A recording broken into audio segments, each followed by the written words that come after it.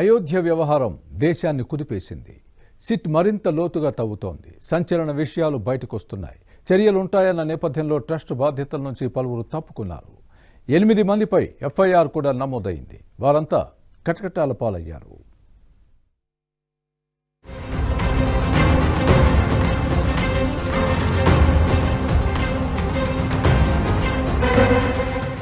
అయోధ్యలోని రామ్ జన్మభూమి మందిరంలో విరాళాల చోరీ కేసు దర్యాప్తు మరింత వేగం అందుకుంది. ఈ కేసులో నిందితులు డబ్బును ఎలా వినియోగించారు, ఎక్కడికి బదిలీ చేశారు అనే అంశాలను గుర్తించేందుకు పోలీసులు ఇప్పుడు బ్యాంకు లావాదేవీలను లోతుగా పరిశీలిస్తున్నారు. ఈ నేపథ్యంలో అయోధ్య శాఖలోని బ్యాంక్ ఆఫ్ బరోడాతో పాటు పలు ప్రధాన బ్యాంకులకు అధికారిక నోటీసులు జారీ చేశారు.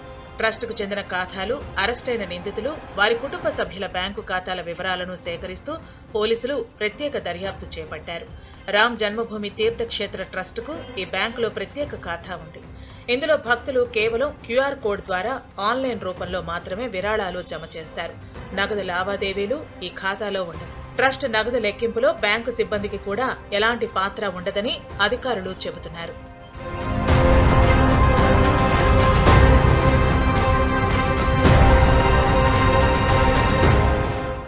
మందిరానికి వచ్చే మొత్తం విరాళాల్లో సుమారు 10 నుంచి 15% వరకు మాత్రమే bank of Baroda, Punjab national bank ఖాతాల ద్వారా ఆన్లైన్లో జమ అవుతాయి.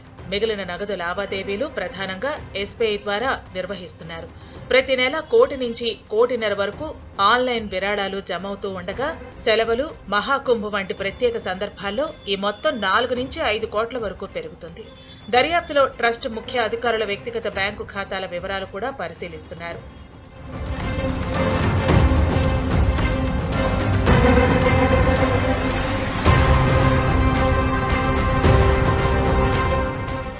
అయోధ్య రామమందిర ట్రస్టుకు సంబంధించిన భూ కొనుగోళ్లపై జరుగుతున్న దర్యాప్తు మరింత వేగం అందుకుంది.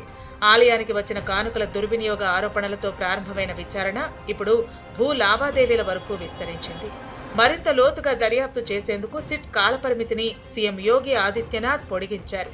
భూ లావాదేవీల్లో పాత్ర ఉన్నట్లు భావిస్తున్న మధ్యవర్తుల జాబితాను పోలీసులు సిద్ధం చేశారు.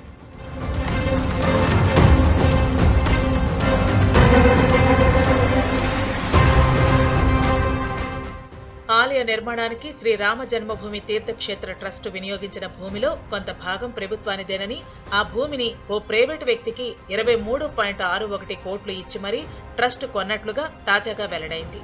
ఈ వివాదాస్పద భూమి మొత్తం 1.59 ఎకరాలు. దీనిపై కూడా ఇప్పుడు సిట్ దృష్టి పెట్టింది.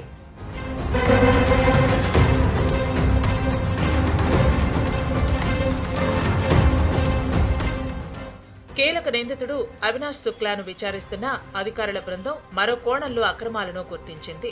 ఆలయంలో వివిధ పోస్టులకు డబ్బులు తీసుకుని నియామకాలు చేశారని నిందితుడు వెల్లడించారు.